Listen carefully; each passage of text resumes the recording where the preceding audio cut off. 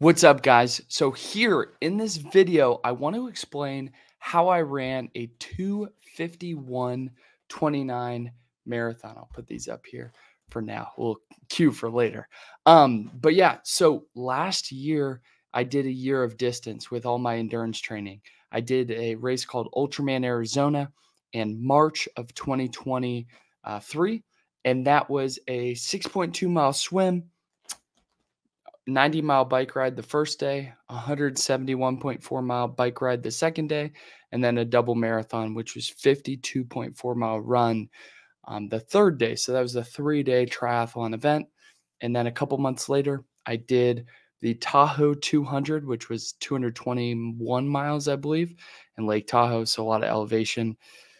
I did the Bigfoot 200 just like 18 days later, which was 40,000 feet of elevation and 214 miles. And that was running just like straight through. Yeah, I did sleep a little bit, and maybe I'll record a recap on that if you guys want. Comment below and maybe I'll see it and want to. But that was the Bigfoot. And then I ran the Moab 240, which was actually turned out to be 250 miles throughout Moab, Utah. It was a beautiful race. Highly recommend it if you're ever thinking about going out there. But because I did so much distance last year, I did so many distance races, and it was very focused on how can I go far and not as much about my speed. I thought this year I wanted to make it a year of speed. And so what I set out to do was on April 14th for the Jersey City Marathon, I decided to work with one of my best friends, Jeremy Miller, and go for a sub 3 hour marathon. And the reason I went for a sub 3 is that's what actually qualifies you for the Boston Marathon, or at least in my age group. And so I set out the course. I actually hired Jeremy to coach me. So he gave me all my runs, all the guidance, and everything to help me get ready for the race. And I'll just run through you in this video really what I did to get ready for that. I'm going to make this like a comprehensive video, hopefully finish it in 10 to 15 minutes or less, so you can get the most out of it so that you can implement it and go for a sub 3 hour marathon yourself. So first things first, hire a coach. I just highly recommend it. Someone who has done the thing that you want to do, because they can speed up your process to be able to get there. That's what I've done for all these 200s, the Ultraman, the 100-mile races I've done, and this 2:51:29 marathon that I ran at Jersey City. So I hired a coach, and Jeremy was able to program me all the runs, because I know how to program runs, but at that point I hadn't done a lot of speed stuff, so I didn't yet know how to program for a sub 3 hour marathon. Now I do, because I've done it, but I didn't know at that time. And so Jeremy programmed me runs, a combination, if I can speak correctly, of easy runs, a combination of speed workouts. I did these on typically Tuesday or Wednesday, and then long runs, and sometimes those long runs were marathon workout runs. And so that's what I did, really. Jeremy gave me exactly the game plan to follow, what my running schedule was like Monday through Friday. I ran 6 days a week, and I could pull up like my running and training and tell you what that looks like if you guys want in another video. But for the sake of this one, hiring a coach helps speed up that process. But yeah, speed workouts, and that was the biggest difference between my training before. Is I was running more miles for these other races, like on a weekly basis, but I was not doing these speed sessions. And so in just 4 months, really 3.5, I was able to get a lot faster because I started incorporating these speed focused workouts. And so, yeah, that's what it was like working with Jeremy. And then also, Jeremy gave me so many keys and insights because I was able to ask him basically any question that I wanted to know the answer to. So one of the things that I wanted to do as part of this prep was really lean out and see how much I could drop my body fat percentage. And so for me, I adopted what's called carb cycling. So I do a high carb day, a medium carb day, and a low carb day. And what ended up happening was kind of funny. And I did it. I saw some results, but what I found was it's so important to have carbs for these speed focused workouts. And so some days I'd have a carb, 75 grams of carb day, and it would be like a long run day. And that I realized quickly that was just not possible. Same with these, well, especially with these workout focused days. I could run a long run with little to minimal carbs, and I actually did that because I was on a low carb diet last year. But really, when you're pushing in the speed realm, you have to have it.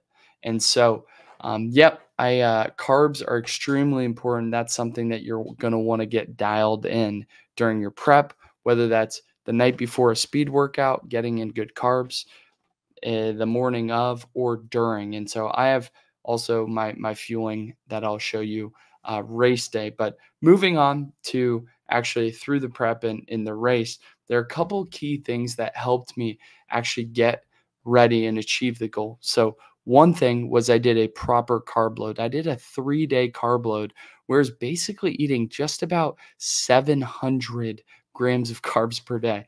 And by the way, in my carb cycling, I was doing 300, 150, and 75. So this was way more carbs than I was used to.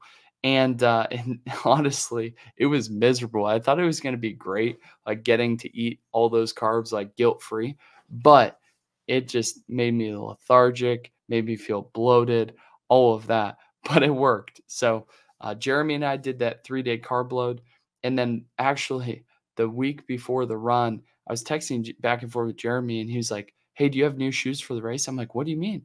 He's like, "Dude, you need to get new shoes."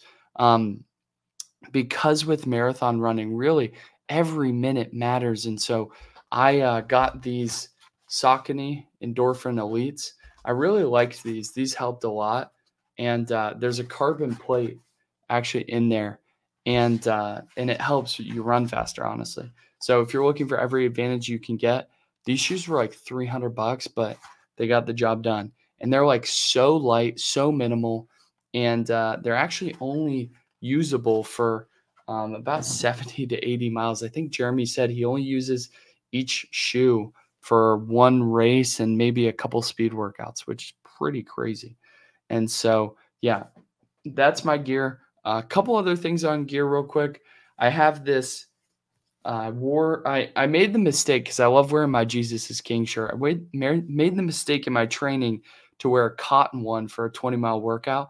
And I decided I'd never do that again. And so I got a nice Nike singlet, and I actually went to the mall and customized it with Jesus is King so I could let everyone know on the course.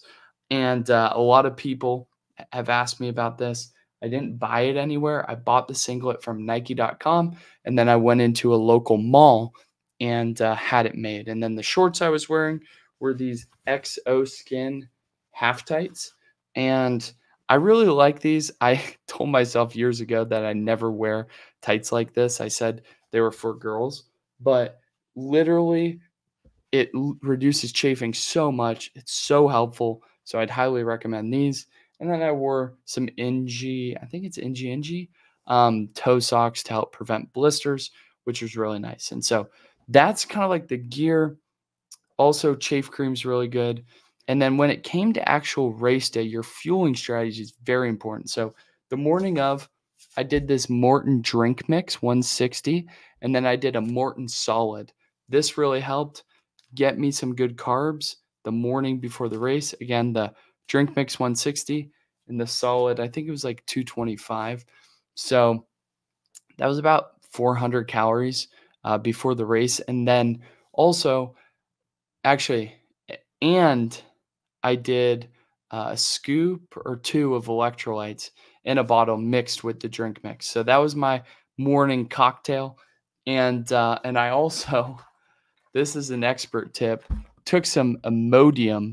And the reason I did is because it clogs you up so that you have no accidents on the course, because literally you want to get to the bathroom before the race and then not have to deal with it again. Because, I mean, imagine you're going for a sub 3 and then you have to stop for the bathroom for 3 minutes. Well, and you run a 3:03. I just was not going to let that happen. And so that's that. And then actually during the race, what I went with was the gel 160s. I actually trained. I don't have the gels right here. This is actually, I filled a box with these drink mix. But Morton has a gel 160. Essentially, 160 is 160 calories. And I think what that makes it 40 grams of carbs. And I take these every 4 miles, just about. And I trained with the 100s, but then when race day came, I did a little bit more, so 160, and those really helped. I actually ended up going, I think, one gel short.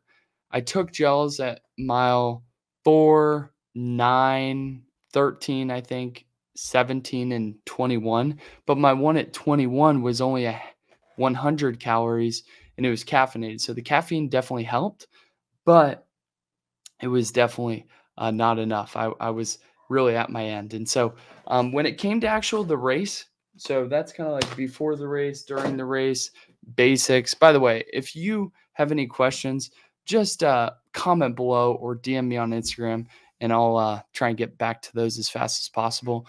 And because I really want to help you guys, I had the pleasure of being able to work with Jeremy, and that really helped. And so I know how much a help coach can make a difference. And so, or just someone who's done it. And so, yeah, that was actually the fueling strategy during the race. And then when it came to the race, the energy was so high. There were 7,500 people there, so I was so excited. My legs were tapered, meaning the last week of training was the last 2 weeks were a lot lower mileage. And then I came out to the race, and Jeremy and I, we ran over to the start line. We got a hotel about a mile from the start, and it was crazy. Like, we got into our corral. By the way, we got into our corral with literally 5 minutes to the start line. I was able to find a bathroom, which you're never able to do that. Like, God totally showed up and opened a door, and I was able to sneak into this line, and they cut the line off right after me. I went to the bathroom and then got in the line with Jeremy 5 minutes before the start. And then we went, and at the beginning, we are just kind of weaving through people because I didn't want to get caught behind anyone. And Jeremy yelled at me. He's like, "You're going too fast," because we were clipping like 6 minute mile pace, like right from the jump. But luckily he pulled me back, and it was so hard to pull back because I really felt like I was running like 8 minute pace. I was really having to hold myself back. And then Jeremy and I stayed with each other for the first about 14 or so miles. And then at mile 13, we saw the timer on the course, and I saw it, and it said 127. And I was like, man, there's no way we're cutting it this close, because that was exactly halfway between the time that we needed to, finish. And so I was like, there's no way we're cutting it this close. And so something just kicked, because I knew too, I was holding back a lot. And so something kicked, I start going. And then my next miles were like two 6:15s. And then I was like, maybe too close, because the pace that we were going for was 6:38. And I wanted to be a little bit faster than that, but not crazy fast.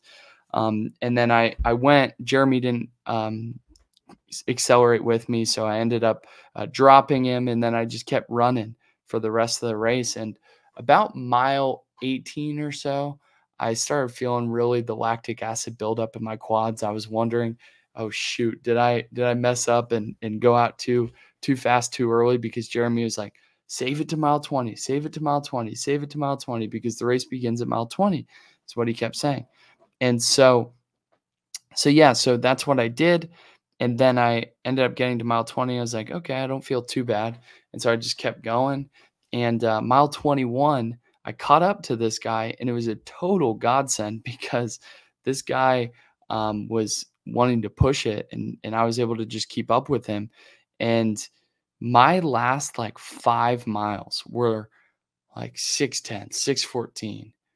I think maybe my last mile was like 6:07 or something like that. It was pretty crazy, 6:20. So we were 15, 20 seconds faster than we needed to be, which was really cool. And so we ended up pushing it. We ended up getting there. I finished 2:51.29, and then Jeremy finished right after at like 2:54:04 or something. And then the next weekend, he went on to run London in sub 3, which is awesome. I love being surrounded by friends like that who just like push it like that. And so, but yeah, that was my first sub 3 hour marathon. Literally, I haven't trained speed for a marathon until this one. And my last best marathon, well, Irving, I ran like a 3:08, but that was a part of this prep. But before that, it was like a 3:20. So it's basically a 30-minute PR. So that's how I ran a 2:51:29 marathon. It's kind of like an overview. I know I didn't get super deep on anything specific, but that was the goal for this video. And then, yeah, just comment below if you have any questions about that, and I can see if I can make some videos also helping further in that way. So have a great day. Go out and get your marathon training in, and let me know how I can help.